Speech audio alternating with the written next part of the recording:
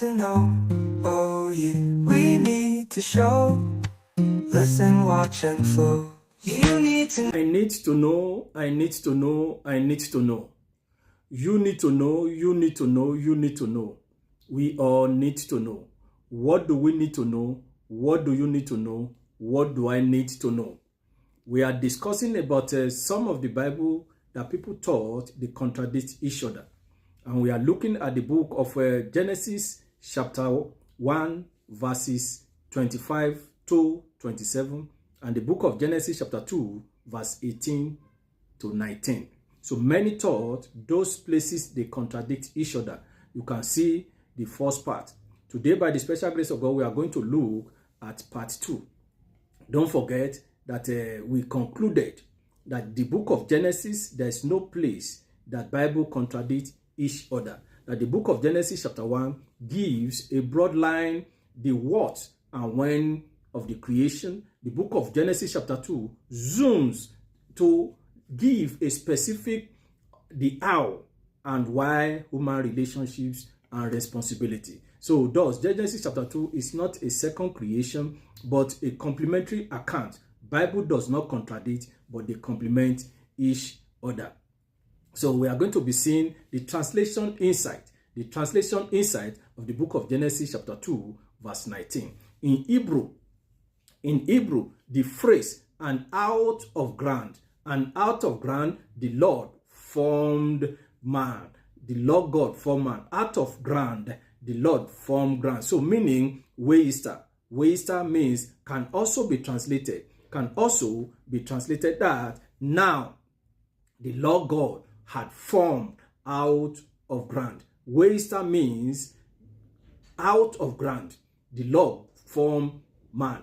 So you can also translate it in the way that now the Lord God had formed out of ground. The translation found in the book of NIV, ESV, footnote, clarified that God had already formed the animals before human being, before Adam.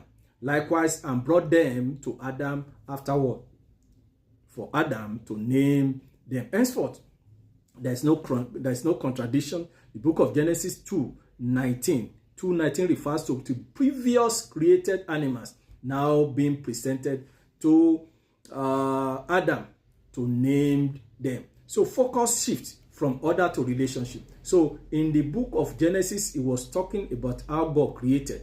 Now the focus have shifted from the book of Genesis chapter 1 in the book of Genesis chapter 2. So the focus now shifted to human being, the relationship, and the thing that God wants them to do. Genesis chapter 1, creation is in sequence and structure.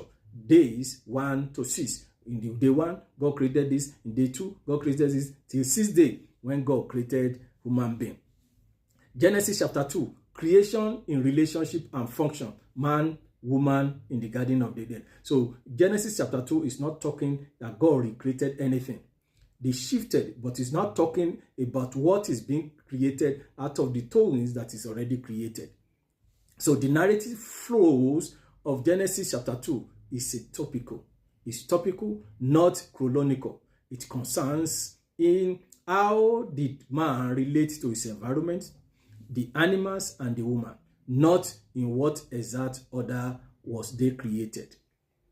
It's talking about what is already created. So it's not, in the book of Genesis chapter 2, it's not talking about the chronological order, the sequence. It's not talking, the shift has been shifted. The focus has been shifted from other things now to man in terms of relationship and functions. So what is the theological harmony? The theological harmony between the book of Genesis chapter 1 and Genesis chapter 2. So in terms of aspect, creation, focus. In terms of aspect, Genesis chapter 1 focuses on God's sovereignty and order in creation. Genesis chapter 2 focuses on God's intimacy and purpose in humanity.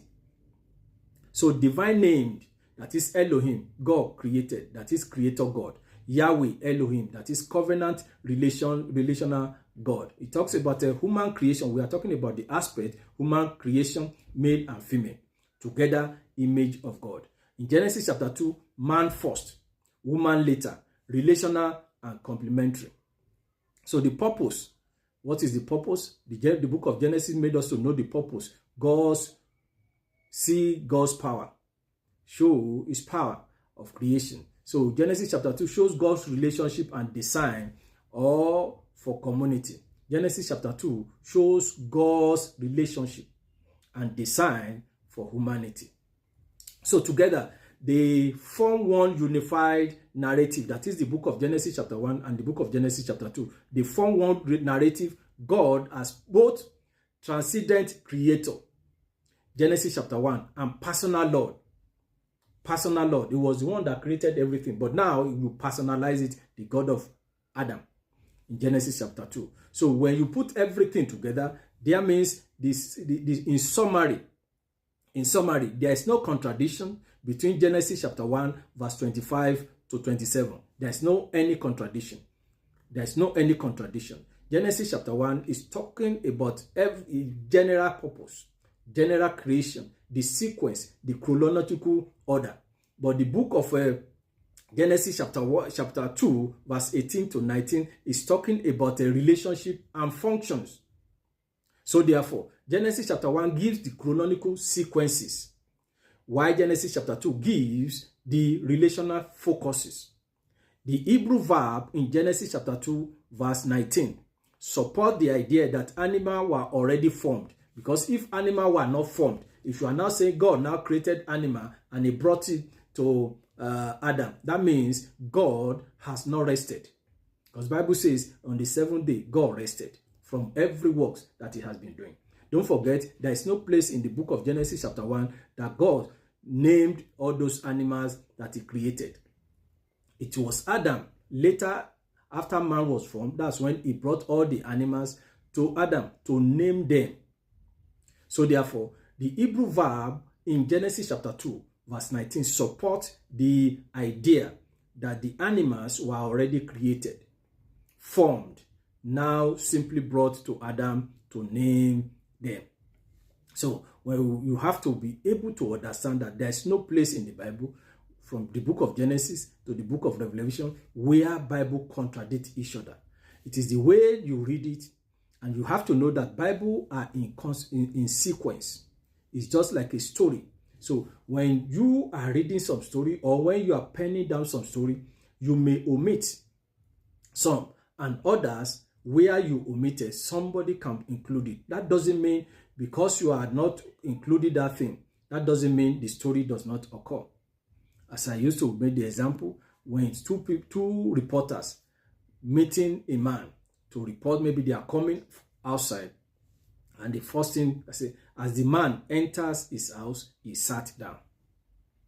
The other reporter now report that as we got to the house of the man opened the door and he sat down. You see, it's in sequence. So because if the man did not open the door, he can't sit down.